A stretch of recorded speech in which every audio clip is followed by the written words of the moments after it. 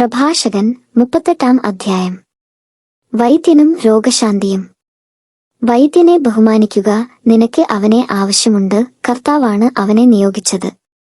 വൈദ്യന്റെ ജ്ഞാനം അത്യുന്നതനിൽ നിന്ന് വരുന്നു, രാജാവ് അവനെ സമ്മാനിക്കുന്നു.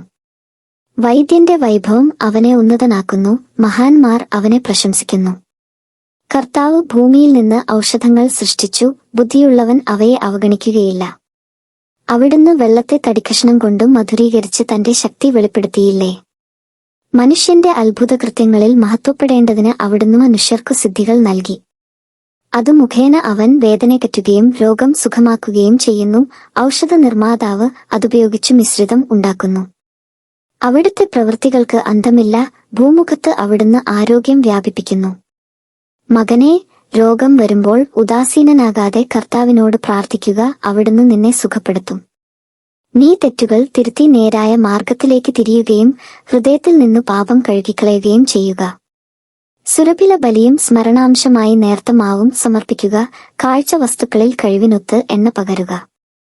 വൈദ്യന് അർഹമായ സ്ഥാനം നൽകുക. കർത്താവാണ് അവനെ നിയോഗിച്ചത്, അവനെ ഉപേക്ഷിക്കരുത്, അവനെക്കൊണ്ട് നിനക്കാവശ്യമുണ്ട്.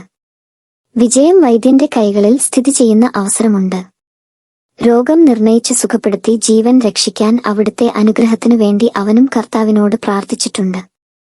സ്രഷ്ടാവിന്റെ മുമ്പിൽ പാപം ചെയ്യുന്നവന് വൈദ്യസഹായം തേടേണ്ടിവരും. മരിച്ചവരെ ഓർത്തു വിലാപം. മകനെ, മരിച്ചവനെ ഓർത്തു കരയുക, കഠിന വേദന കൊണ്ട് എന്ന പോലെ വിലപിക്കുക. അവന്റെ മൃതദേഹം സമർഹമായി സംസ്കരിക്കുക, അതിൽ ഉദാസീനത കാണിക്കരുത്. നിന്റെ കരച്ചിൽ വേദനാപൂർണവും വിലാപം തീക്ഷ്ണതയുള്ളതും ആയിരിക്കട്ടെ. ആരും ആക്ഷേപിക്കാതിരിക്കാൻ അവന്റെ യോഗ്യതയ്ക്കനുസൃതം 1-2 ദിവസം ദുഃഖം ആചരിക്കുക, പിന്നെ ആശ്വസിക്കുക. ദുഃഖം മരണത്തിൽ കലാശിക്കുന്നു, ഹൃദയവേദന ശക്തി കെടുത്തുന്നു. വിനാശത്തിൽ ദുഃഖം ശമിക്കുകയില്ല. ദരിദ്രന്റെ ജീവിതം ഹൃദയഭാരം നിറഞ്ഞതാണ്. നിന്റെ ഹൃദയം ദുഃഖത്തിന് അധീനമാകരുത്. ജീവിതാന്തം ഓർത്ത് അതിനെ അകറ്റിക്കളയുക. തിരിച്ചുവരവ് അസാധ്യമെന്ന് ഓർക്കുക. മരിച്ചവർക്ക് നീ ഒരു നന്മയും ചെയ്യുന്നില്ല, നിന്നെ തന്നെ ഉപദ്രവിക്കുകയാണ്. എന്റെ അവസാനം അനുസ്മരിക്കുക, നിന്റേതും അപ്രകാരം തന്നെ. ഇന്നലെ ഞാൻ, ഇന്നു നീ. മരിച്ചവൻ വിശ്രമിക്കുമ്പോൾ അവനെക്കുറിച്ചുള്ള സ്മരണയും അവസാനിക്കട്ടെ. അവന്റെ ആത്മാവ് വേർപെട്ടു കഴിയുമ്പോൾ ആശ്വസിക്കുക. ജോലിയും ജ്ഞാനവും. പണ്ഡിതന്റെ വിജ്ഞാനം വിശ്രമത്തെ ആശ്രയിച്ചിരിക്കുന്നു. വ്യഗ്രതകൾ ഒഴിഞ്ഞാലേ ജ്ഞാനം ലഭിക്കൂ. കലപ്പ പിടിക്കുകയും ചാട്ടയിൽ അഭിമാനിക്കുകയും ചെയ്യുന്നവൻ, കാളകളെ തെളിക്കുകയും നോക്കുകയും അവയെപ്പറ്റി സംസാരിക്കുകയും ചെയ്യുന്നവൻ എങ്ങനെ വിജ്ഞനാകും? അവൻ ഉഴവുചാലുകളെപ്പറ്റി ചിന്തിക്കുകയും പശുക്കുട്ടികൾക്കുള്ള തീറ്റയുടെ കാര്യത്തിൽ ശ്രദ്ധിക്കുകയും ചെയ്യുന്നു. രാവും പകലും അധ്വാനിച്ച് മുദ്ര കൊത്തുന്ന കൊത്തുപണിക്കാരും കരവേല വിദഗ്ധരും ഇങ്ങനെ തന്നെ. പുതിയ രൂപങ്ങൾ നിർമ്മിക്കുന്നതിലും ചൈതന്യമുള്ള ചിത്രങ്ങൾ രചിക്കുന്നതിലും പണിക്കുറ തീർക്കുന്നതിലും അവർ മനസ്സിരുത്തുന്നു. ഉലയൂതുന്ന ഇരുമ്പു പണിക്കാരനും അങ്ങനെ തന്നെ. അഗ്നിയിൽ തട്ടിവരുന്ന കാറ്റ് അവന്റെ മാംസം ഉരുക്കിക്കളയുന്നു. ഉലയിലെ ചൂടേറ്റ് അവൻ ഇല്ലാതാവുകയാണ്. കൂടമടിക്കുന്ന ശബ്ദമാണ് അവന്റെ കാതുകളിൽ. അവന്റെ കണ്ണുകൾ പണിത്തരങ്ങളുടെ രൂപഭംഗിയിൽ പതിയുന്നു.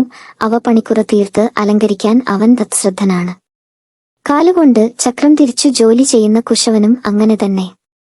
അവൻ സർവദാ കൃത്യനിർവഹണത്തിൽ മുഴുകിയിരിക്കുന്നു. എണ്ണം നോക്കിയാണ് അവന്റെ പ്രയത്നം നിർണയിക്കുന്നത്.